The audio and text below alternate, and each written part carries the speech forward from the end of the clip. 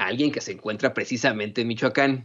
Un periodista de a pie, un verdadero periodista de a pie, un verdadero luchador de la verdad con justicia, y un hombre que fue perseguido, nada más y nada menos que por el gobierno de Felipe Calderón. ¿Cómo estás, querido Jesús Lemus? Mi querido Toño, muy buenos días. Siempre un gusto y un placer saludarte a ti y a toda la audiencia de Sin Censura. Te abrazo con cariño y espero que este año que inicia, mi querido Toño, sea de muchos más éxitos para ti, para todo tu equipo, para Vicente, para Ceci y para toda la gente que seguimos en Sin Censura. Sabes que este deseo es más que mutuo, que también siempre al pensar en ti, en nuestros colaboradores, pensamos con mucho cariño y esperamos que este 2021 sea fantástico también para ti, que todo te vaya muy, muy Gracias. bien a ti y a tu familia, querido Jesús, pero pues vamos a darle la información, Gracias. esto que comentábamos del gobernador de tu estado. A mí me llama mucho la atención. Hace algunas horas circula un video en el que presuntos sicarios leen un mensaje aparentemente en Michoacán asegurando, esto es lo que dicen, esta es la cita textual: aquí hay huevos y dinero, atentamente su amigo el señor Mencho. Imagínese usted, eso en Michoacán. También tenemos el resurgimiento de varios grupos de autodefensas, pero mientras tanto, el gobernador de ese estado, Silvano Aureoles, muy preocupado por lo que pasa en el Capitolio, a ver si de pronto podemos obtener una opinión experta ante lo que está ocurriendo en su estado, ¿no, Jesús? Así es, mi querido Toño, el gobernador de Michoacán, Silvano Aureoles, bueno, está en todas partes menos donde debe de estar, que es gobernando para los michoacanos y tratando de devolver esa paz que se perdió desde hace muchos, muchos años y que pareciera que no va a retornar porque finalmente parece que los grupos del narcotráfico pues están ligados y asociados todavía con la administración estatal. Entonces sí se me hace de risa que el gobernador Silvano Aureoles hoy se convierta en internacionalista y comience a opinar lo que pasa en el Capitolio a miles de kilómetros de distancia de Morelia y no le dé importancia realmente a lo que está pasando en su propio estado, donde hay un pleno y total desgobierno, mi querido Toño. No se puede negar que en Michoacán hace falta un gobernador.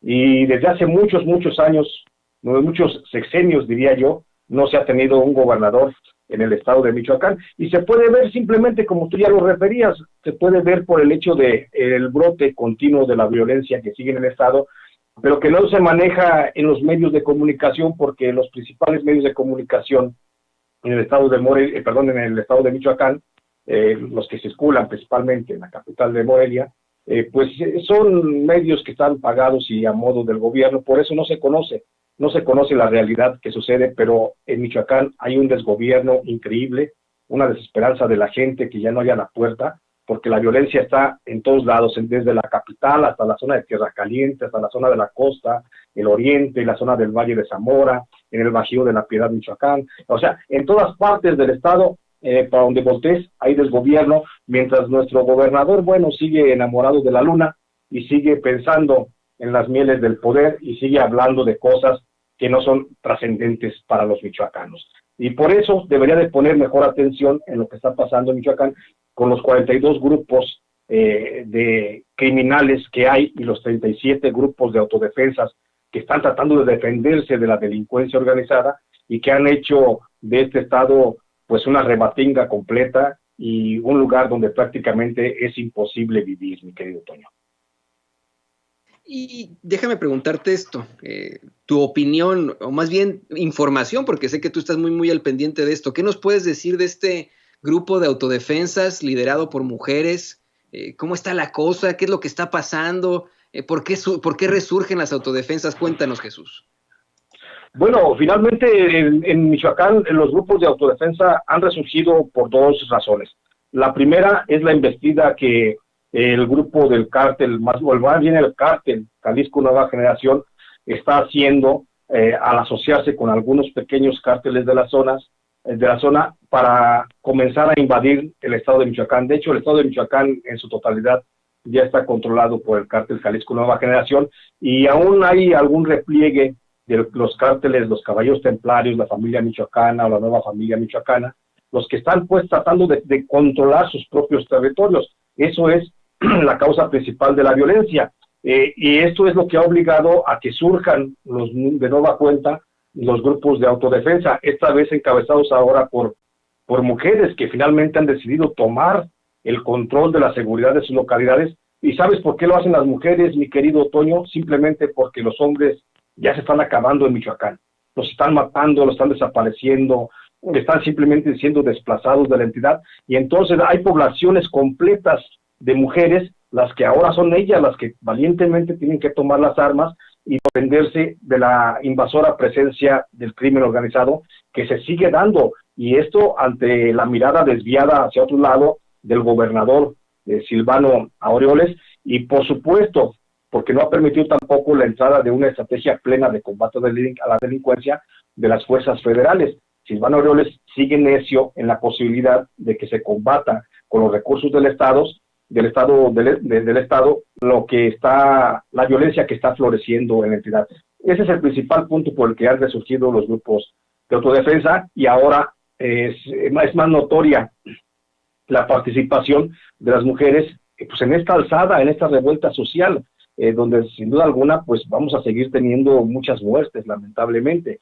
Por otro lado, otra de las causas que han obligado también al alzamiento de los grupos de autodefensa encabezados por mujeres, pues es precisamente la defensa del suelo y de los recursos naturales del Estado, que se siguen ofertando y se siguen dando a las empresas transnacionales. Hablamos, por ejemplo, del aspecto de la minería, el control de las concesiones que se siguen otorgando por parte de la Federación y que siguen siendo avaladas, incluso impulsadas por la propia administración del Estado, pues han hecho que mucha gente sea arrebatada de su territorio, de su suelo, un suelo que venían ocupando ancestralmente por muchas generaciones y que ahora de la noche a la mañana, pues de repente por decreto aparece como propiedad de empresas mineras chinas, canadienses, argentinas, italianas, y eso es lo que también está empujando a que haya esta revuelta social, donde la gente, precisamente las mujeres, pues son las que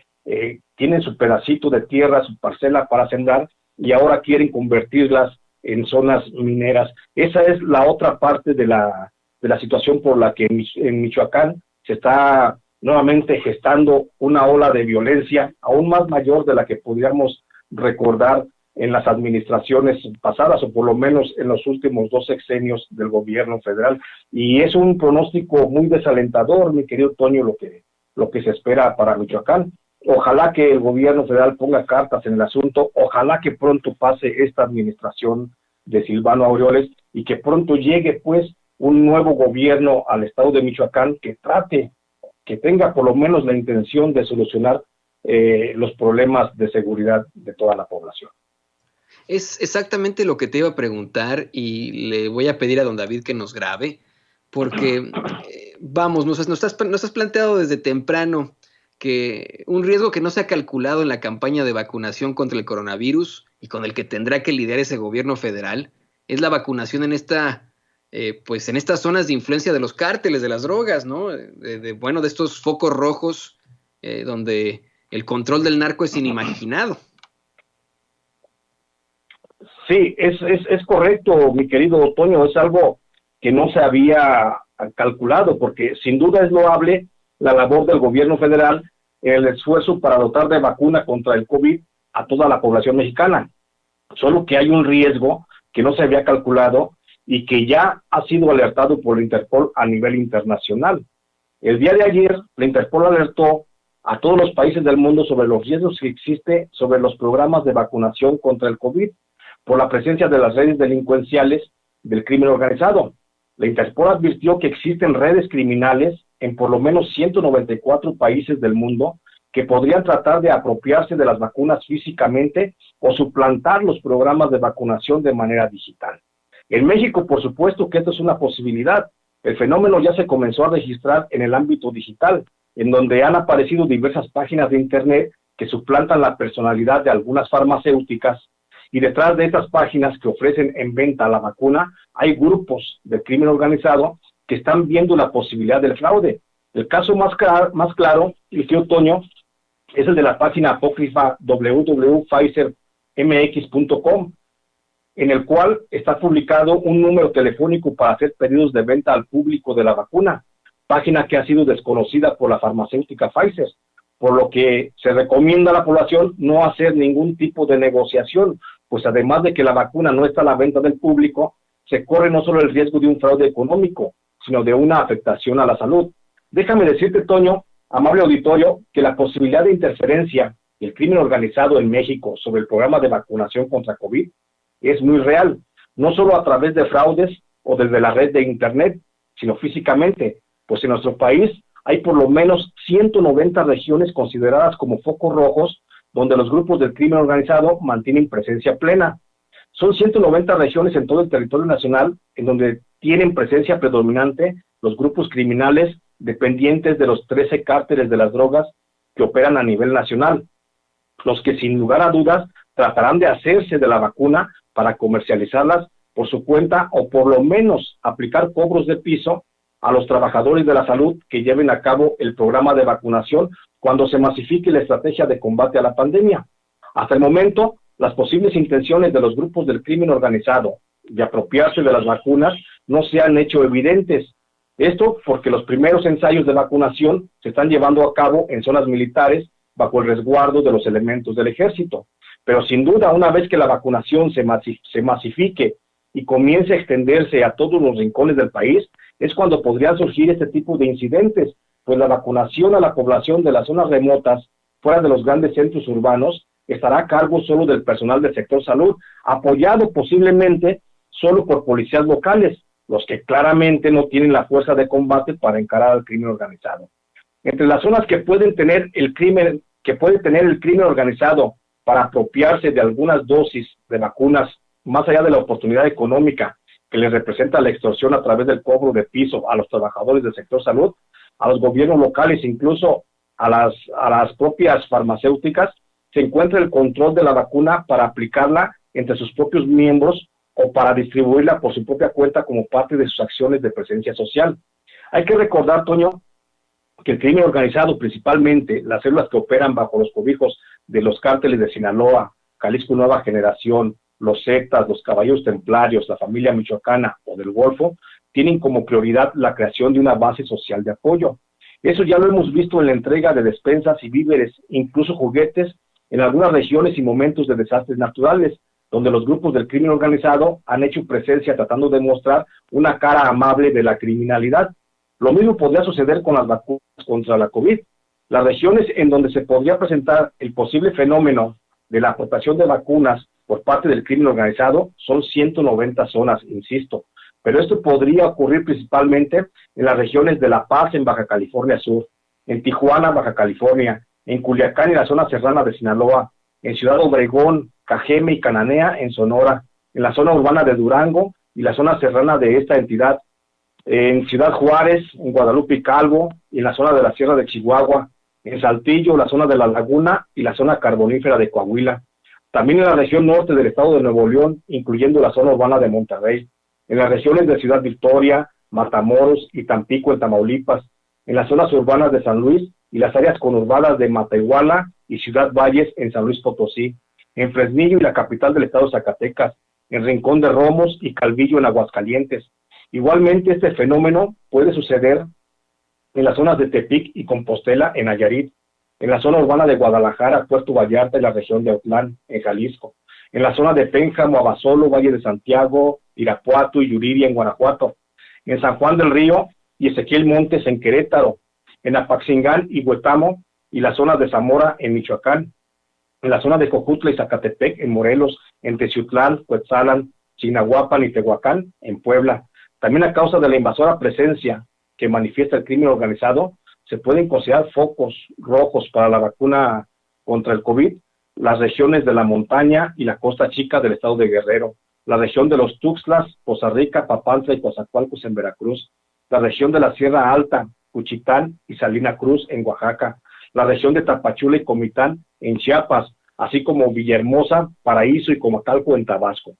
Por eso, mi querido Toño, considero que el gobierno federal debe observar esa posibilidad y a la par del diseño de la estrategia de vacunación masiva contra el COVID, debe también establecer un plan de seguridad para que la vacuna llegue a la población sin ningún tipo de interferencia de los grupos del crimen organizado que ya la ambicionan. Esto es cuanto, mi querido Toño. Qué importante que lo podamos platicar y que en todo caso sea escuchado, querido Jesús, precisamente por las autoridades. ¿Consideras aquí necesaria alguna especie de amnistía, una especie de, pues, ¿cómo decirlo?, de alianza momentánea simple y sencillamente para la distribución correcta de las vacunas? Es decir, que tú considerarías que el gobierno tendría que establecer un canal precisamente con los cárteles para que les permitan, aunque sea, pues garantizar la seguridad de las personas que estén aplicando la vacuna. Yo considero, Toño, que sí, es necesario un conducto de diálogo entre el Estado y los grupos del crimen organizado. Creo que más allá de que pudiera darse una amnistía para quienes han delinquido, tal vez por ignorancia, tal vez por necesidad económica, tal vez por presión de los propios grupos que han delinquido al pertenecer a estas organizaciones, creo que sí debe darse una posibilidad de diálogo entre el gobierno, justamente en este preciso momento donde lo prioritario es la salud del grueso de la población. Creo que aquí sí puede haber incluso un llamado del propio presidente de la República a esos grupos criminales para que se abstengan de este tipo de acciones, para que permitan que los más pobres, los más necesitados, los más viejos, los más vulnerables, los más marginados socialmente, puedan tener la posibilidad de este beneficio de salud por parte del gobierno. Creo que sería criminal que estos grupos de la delincuencia organizada, bueno, que por antonomasia ya son criminales, pues sería aún más criminal que ellos interfirieran en la aplicación de esta vacuna a estos grupos vulnerados. Entonces, yo soy de la idea de que sí debe haber un diálogo entre el gobierno mexicano y el gobierno y las partes de gobierno de los cárteles de las drogas, para que se dediquen únicamente a eso, al trasiego de drogas, y que finalmente el problema de la entrada de drogas al territorio norteamericano pues no sea un problema de los mexicanos, sino que sea un problema de seguridad interna del propio gobierno de Estados Unidos. Creo yo que si los narcotraficantes se dedican a hacer el trasiego de drogas y a venderla a quien la quiera consumir, esa mercancía, pues mucha población estará a salvo de otras intenciones de enriquecimiento ilícito que hace el crimen organizado. Yo soy de esa idea, mi querido Toño. Qué interesante, y yo creo que todas los planteamientos tienen que tomarse en consideración. Esto hasta que se pueda definitivamente pacificar al país. Y en efecto, esas vacunas tienen que llegar a todas partes. Y la mayor seguridad para aquellos que lo estén aplicando. Todos los mexicanos y mexicanas necesitan esta vacuna. Y bueno, Jesús, permíteme cambiar de tema para leer el primer monoverso del año, el monoverso de la semana. Como usted bien sabe, nuestro querido amigo periodista de a pie, Jesús Lemus, además es poeta. Él, siempre quiero dar a conocer esto, me llama mucho la atención, cuando fue puesto injustamente en prisión por el gobierno de Felipe Calderón, luego de que diera a conocer pues la realidad de Genaro García Luna, consigue ganarse, por decirlo así, a los internos, y él siempre nos lo dice, ¿no? Grandes señores de los grandes carteles, porque además de ser una muy buena persona y que ellos sabían que estaba injustamente en la cárcel, escribía poemas para sus señoras o para sus parejas. Y cada semana le estamos presentando aquí en Sin Censura el monoverso de Jesús Lemus. Si me lo permites, querido amigo, voy adelante con tu monoverso de la semana. Adelante. Pues dice: que si López-Gatell fue a la playa, vaya, qué torpes los de la oposición. Atención, no solo es el Tren Maya, que causa urticaria y mata de comezón, también les deja cicatriz de chinchón ver a un hombre feliz en el Arenal, de jornal, acuñado de transformación, disculpe usted, vacunando a todos del pasado liberal. A la oposición, como decía Peña Nieto, fleto su sentir. Es decir, nada le embona. Si el dolor a ellos se empina por clamor, póngase vitacilina, siempre cura el ardor. Y este es el monoverso de esta semana con Jesús Lemus. Muy bueno, querido Jesús. Gracias, muchas gracias, mi querido Toño. Estoy siempre a tus órdenes. pues este es un caso que sigue siendo muy controvertido, con el que, bueno, hemos tenido muchas críticas, se ha hablado mucho al respecto, pero qué bueno que lo podamos poner también en traducir con el monoverso. Tú dinos rápidamente, pues, ¿qué opinas al respecto? ¿Perdón? Coméntanos tu opinión al respecto a la crítica de la vacación del doctor Hugo López Sí, Gatell, la situación. sí, por supuesto. Bueno, finalmente creo que es una crítica la que se le ha hecho al doctor López Gatell, se le ha hecho una crítica férrea, pues prácticamente sin fundamento. Finalmente él, como funcionario público, creo que ha puesto todo su empeño para sacar adelante esta pandemia, para enfrentar esta pandemia, y como persona, como ser humano, pues como hombre simplemente tiene todo el derecho del mundo de esparcir su tiempo en lo que él guste, ¿no? Entonces, estaba sentado, creo que la posverdad de esa fotografía que nos muestran, mi querido Toño, nos deja mucho que decir. No sabemos qué pasó antes, no sabemos qué pasó después. Ese es el problema de las fotografías, ¿sí? La posverdad, no sabemos qué es lo que hay pues detrás de todo ello, y únicamente nos remontamos y queremos cuestionar todo un proceso de pensamiento sobre una situación en función de una sola imagen. Entonces, creo que siempre es cuestionable desde el punto de vista de la comunicación certera una fotografía, porque no sabemos qué pasó antes, no sabemos qué pasó después. En el caso concreto del doctor López Gatell, que está aparentemente en una palapa, aparentemente en un restaurante, aparentemente con unas personas, donde se ve obviamente sin cubrebocas, pues no sabemos si acababa de echarse el bocado a la boca cuando le tomaron la fotografía. O sea, hay muchas cosas, y son tonterías que la oposición se quiera agarrar de